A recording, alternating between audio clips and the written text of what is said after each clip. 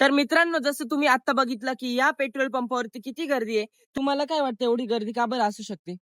मला असं वाटतं याचं कारण युद्धाचं कारण असू शकतं किंवा मला तर तेच वाटतं युद्धाचं कारण. आता तुम्ही बघू शकता किती गर्दी आहे आणि मी पण जॉब करतो. तर मला पण टाकी फुल करायची आहे. तर मग आता काय सामान्य माणसालाच पिसतो याच्यामध्ये. बरोबर, बरोबर. सामान्य माणसंच पिसतो. पण ठीक आहे चला, काय हरकत नाही. हा आपण कोरोनासारखा दिवस पण आपण काढलेले आहे. हे पण दिवस काढू. काय हरकत नाही. नक्की, नक्की, नक्की.